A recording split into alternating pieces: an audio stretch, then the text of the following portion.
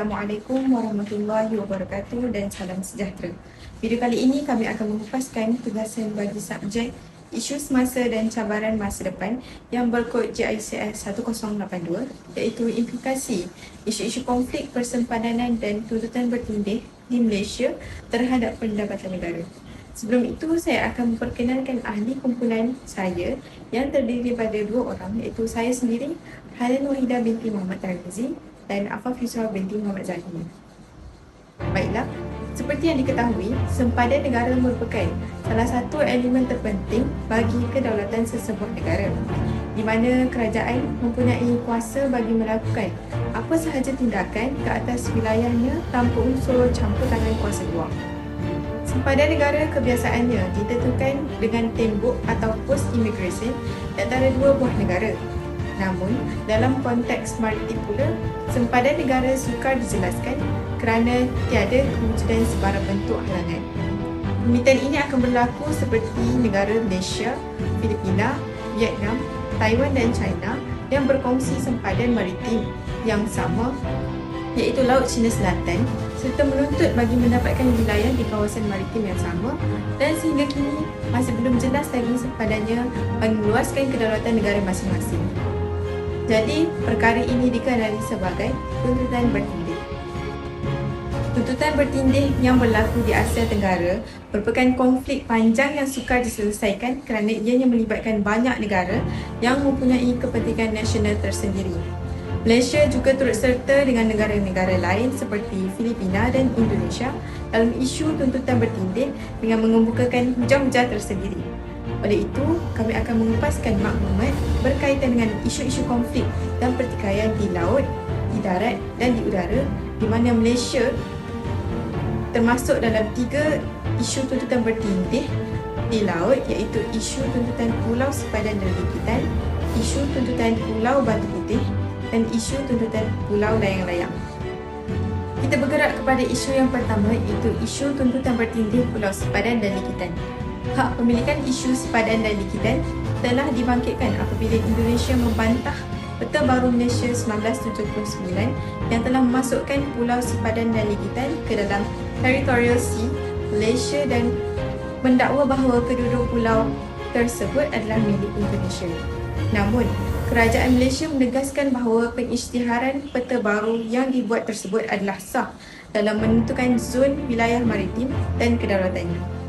Melalui hasil rundingan, Malaysia dan Indonesia bersetuju bagi mengemukakan kes tuntutan bertindih ini ke Mahkamah Keadilan Antarabangsa ICJ pada 2 November 1998. Tan Sri Abdul Qadir Muhammad iaitu Duta Tugas-Tugas Khas menolak dakwaan Indonesia bahawa kes Malaysia adalah bersandarkan kepada hujah yang dibuat-buat dan membuktikan bahawa Malaysia memperoleh hak milik ke atas kedua-dua buah pulau tersebut dari bekas penjajah iaitu British melalui perjanjian Inggeris-Amerika Syarikat 1930 dan disokong oleh Protokol Madrid.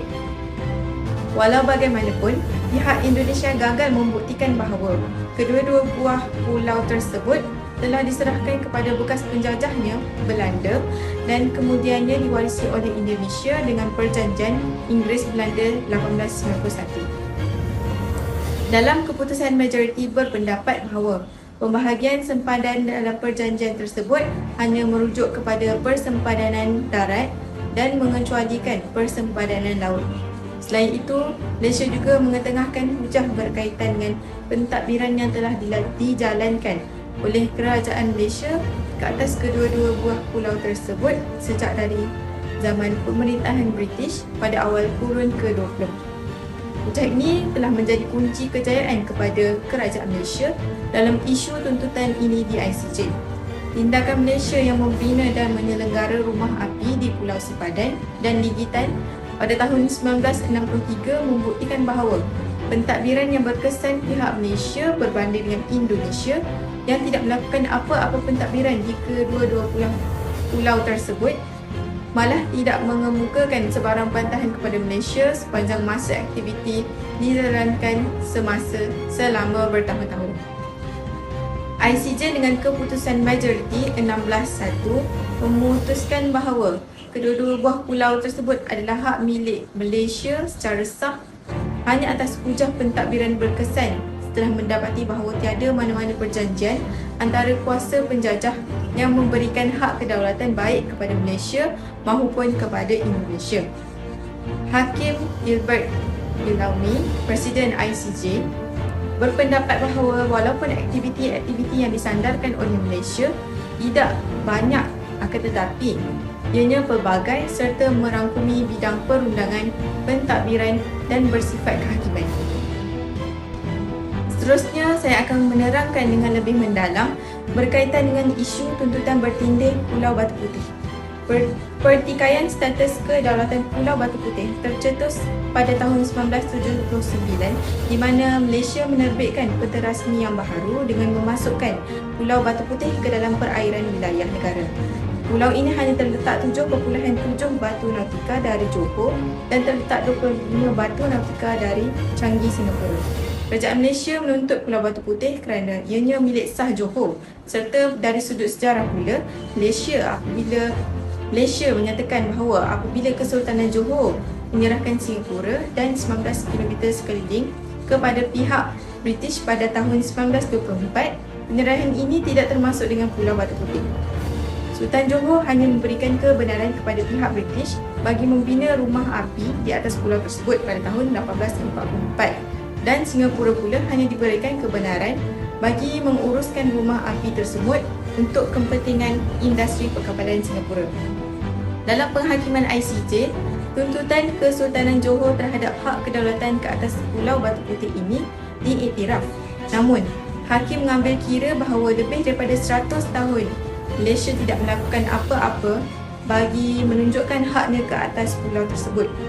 Berdasarkan kegiatan dan tindakan Singapura seperti penyiasatan berhubung dengan kapal karam dalam perairannya, permohonan kebenaran pegawai Malaysia membuat kerja ukur di perairan pulau itu, tindakan Malaysia mendiamkan diri apabila Singapura mengibarkan benderanya di Pulau Batu Putih, pemasangan alat komunikasi tentera pada 1977, polisi dan cadangan kerja penampakan laut serta peta, Mahkamah telah memutuskan bahawa Singapura sudah mempunyai hak kedaulatan ke atas Pulau Batu Putih sejak 1980 lagi. Maka Pulau Batu Putih secara rasminya menjadi hak milik Singapura.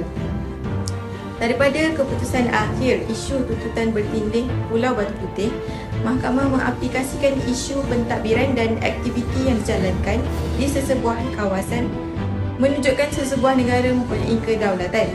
Jika gagal dipenuhi, boleh menyebabkan sesebuah negara terlepas kedaulatan ke atas jajahan.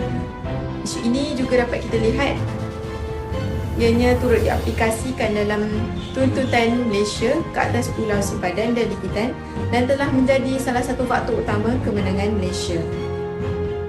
Isu yang terakhir iaitu tuntutan bertindih Pulau Layang-Layang. Kedudukan Pulau Layang-Layang berdekatan dengan Sabah dan berada dalam lingkungan 200 batu nautika Zon Ekonomi Eksklusif ZEE Malaysia telah menyebabkan kerajaan Malaysia turut sama menuntut kedaulatan pulau tersebut bersama-sama dengan negara lain seperti Taiwan, Filipina, Vietnam, China dan Brunei. Selepas mengisytiharkan Pulau Layang-Layang termasuk dalam perairan ZEE Malaysia pada 20 September 1979, Kabinet Malaysia telah mengarahkan supaya kajian segera dilakukan bagi mendirikan penempatan di terumbu batu karang tersebut. Pada Jun 1980, sebuah tugu berjaya dibina di Pulau Layang-Layang yang menandakan hak kedaulatan Malaysia disusuli dengan penempatan anggota Paskal Tentera Laut Diraja Malaysia (TRDM) pada Mei 1983. Tindakan Malaysia yang meletakkan aset fizikal seperti pembinaan tugu dan penempatan TRDM ini merupakan suatu tindakan yang bijak kerana ianya akan menyokong tuntutan pemilikan negara terhadap pulau tersebut. Hal ini kerana jika sesuatu tuntutan dirujuk kepada ICJ, salah satu faktor utama yang dipertimbangkan termasuklah penguasaan sesuatu pulau membabitkan pemilikan atau penempatan rakyat Malaysia untuk menyokong tuntutan tersebut. Selain daripada menduduki pulau tersebut, pihak kerajaan juga turut membangunkan pulau tersebut yang asalnya hanya sebuah terumbu karang menjadi kepada sebuah pulau buatan di mana terdapat sebuah resort iaitu Layang-Layang Island Resort LLIR di pulau tersebut. Tindakan ini boleh dikatakan seperti serampang dua mata di mana penceroboh tidak akan membuat serangan ke atas pulau tersebut kerana wujudnya tempat pelancongan yang dikunjungi, di samping dapat menjana pendapatan negara. Melalui pentadbiran berkesan, negara kita mempunyai hujah yang kukuh untuk mempertahankan pulau tersebut di ICJ sebagaimana hujah Malaysia dalam memenangi isu tuntutan Pulau Likitan dan Sipadan.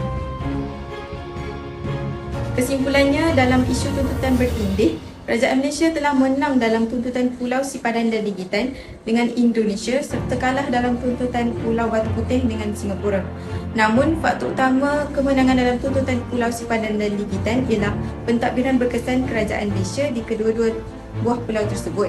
Manakala faktor utama kekalahan dalam tuntutan Pulau Batu Putih pula ialah kecuaian Malaysia dalam membiarkan Singapura menjalankan pentadbiran di pulau tersebut. Dapat kita lihat daripada dua isu tuntutan bertindih tersebut bahawa faktor pentadbiran negara menentukan keputusan akhir tuntutan di ICJ. Konflik di darat. Di sini, kluster industri minyak sawit POIC adalah penyumbang sosioekonomi terbesar negara. Pertumbuhan ini antara faktor tarikan yang membawa kepada pencerobohan kumpulan militan Angkatan Keselamatan Diraja Kesultanan Sulu atau RSF. Melakukan serangan mortar kepada pasukan negara di Lahad Datu untuk menumpas kumpulan penceroboh di Lahad Datu. Pencerobohan di Tan Dua Lahad Datu Februari 2013. Perairan Lahad Datu menangani pencerobohan di Lahad Datu. Babit dalam pencerobohan Lahad Datu Sabah. Kampung Tan Dua Lahad Datu. Insiden pencerobohan di Lahad Datu. After a fresh round of fighting at Kampung Tan Dua, It's the latest twist in the standoff in Lahad Datu. Tan Dua di Lahad Datu. pencerobohan di Lahad Datu. Saya akan membentangkan tentang peristiwa Lahad Datu Sabah. Konflik Sabah adalah sebuah insiden yang muncul setelah sekelompok orang sekitar 100 hingga 40 orang tiba di Kampung Tan Dua Lahad Datu Sabah pada 11 Februari 2013. Seramai 235 pengganas Filipina telah mendarat di Kampung Tan Dua di Lahad Datu Sabah. Kumpulan pengganas yang menggelarkan diri mereka sebagai Askar Diraja Kesultanan Sulu dan Borneo Utara telah dihantar oleh Jamalul Kiram, salah seorang penuntut tahta Kesultanan Sulu, dan mendakwa dirinya sebagai Sultan Sulu. Kelompok ini menyebut diri mereka sebagai pasukan keamanan kerajaan Kesultanan Sulu dan Borneo Utara yang dikirim oleh Jamalul Kiram, salah satu penuntut Kesultanan Sulu. Tujuan Kiram mengirim pasukannya ini adalah untuk menuntut Sabah sebahagian daripada Mindanao daripada milik Kesultanan Sulu Zamboanga. Penyebabnya adalah konflik Sabah 2013 ini adalah perebutan wilayah kekuasaan antara Malaysia dengan Kesultanan Sulu. Kesultanan Sulu mengambil kira bahawa Sabah sebagai wilayah mereka. Jadi, Sulu atas Sabah ini berkaitan dengan perundingan antara Filipina dengan Moro National Liberation MNLF yang dimediasi oleh Malaysia pada 2012 yang lalu. Hasil perundingan tersebut adalah keputusan bahawa Mindanao termasuk juga Sulu sebagai wilayah otonomi dan sebahagian wilayah besar Sulu akan dikelola secara independen oleh Mindanao. Hal ini yang kemudian membuat Kesultanan Sulu yang berada di Filipina bahagian selatan tidak mendapat tahan lagi dan berniat merebut wilayah tempat lain iaitu Sabah. Menurut sejarahnya, Sabah merupakan tanah Kesultanan Sulu. Namun, sejarah lain menceritakan bahawa ketika Inggeris memerdekakan Malaysia pada 1963, Sabah dinyatakan masuk di dalam wilayah mereka. Konflik berakhir dengan kematian 56 orang militan, 6 orang awam dan 10 anggota keselamatan Malaysia.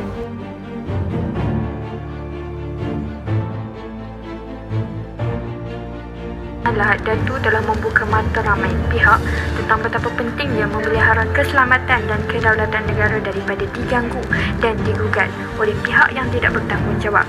Ini kerana kelalaian sesaat mampu mengakibatkan penyelesaian yang berpanjangan. Walaupun tragedi ini berlaku dalam masa yang singkat, namun tahun 2013 masih lagi membekas hingga hari ini.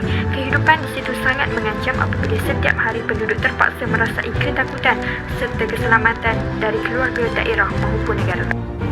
Konflik dan pertikaian di ruang udara. Setiap negara mempunyai ruang udara yang tersendiri dan mereka mempunyai hak kawalan sepenuhnya terhadap ruang tersebut. Segala pergerakan dan aktiviti di ruang udara di sesebuah negara itu perlu diawasi setiap masa bagi tujuan menjaga keselamatan dan kedaulatan negara. Kebelakangan ini, terdapat beberapa isu di mana pesawat tentera yang terlarang telah menceroboh ruang udara di negara Malaysia. Berdasarkan kenyataan oleh pihak TUDM, ruang udara Malaysia telah diceroboh oleh 16 pesawat tentera udara Republik China tanpa sebarang notis. Telah dilaporkan memasuki ruang udara zon maritim Malaysia. Pesawat-pesawat tersebut dipercayai terbang menghampiri 60 batu nautika daripada pantai wilayah Sarawak dan kemudian mengubah arah penerbangan di ruang udara bertingkat tinggi Ali yang berkepentingan kepada negara. Tentera Udara Diraja Malaysia ataupun singkatannya iaitu TUDM telah bertindak dengan menghantar pesawat pasukannya dan Malaysia telah mengeluarkan notis diplomatik terhadap Duta Besar China bagi mendapatkan penerangan ke atas pencerobohan tersebut. Wakil pihak Beijing telah menegaskan bahawa mereka sedang menjalani latihan rutin dan tidak memasuki ruang udara Malaysia walaupun keputusan Tribunal Malaysia 2016 telah mengisytiharkan mereka tidak mempunyai hak terhadap Laut Cina Selatan. Lagi pula, memandangkan Malaysia dan China merupakan negara ahli kepada UNCLOS, kedua-dua negara perlulah patuh kepada kehendak perjanjian antarabangsa ini menerusi konsep undang-undang antarabangsa iaitu di mana sebarang perjanjian antarabangsa perlulah dilaksanakan dan dihormati dengan sesuci hati. Seterusnya, saya akan memberikan beberapa implikasi terhadap pendapatan negara sekiranya konflik-konflik yang saya bincangkan bersama Hanan tadi berlaku. Jadi yang pertama iaitu kegiatan ekspor dan import di dalam negara akan terjejas. Sudah pastilah setiap negara yang mengalami konflik mementingkan hak kedaulatan serta kawasan masing-masing.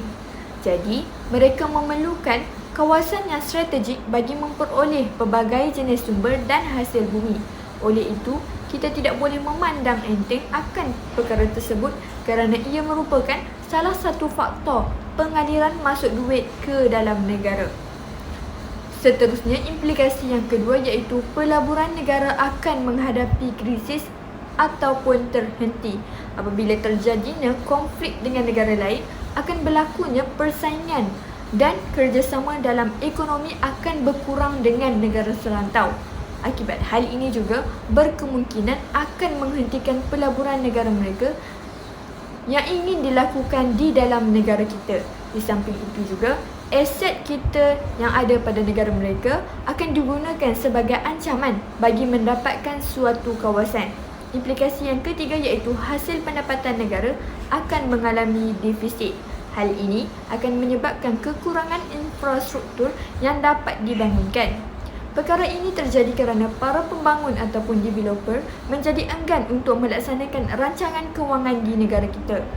Seterusnya, punca ekonomi daripada para pembangun akan terjejas dan peluang pekerjaan rakyat juga akan terjejas kerana pendapatan yang ada akan dibelanjakan untuk operasi pertahanan negara dari Sekian, terima kasih.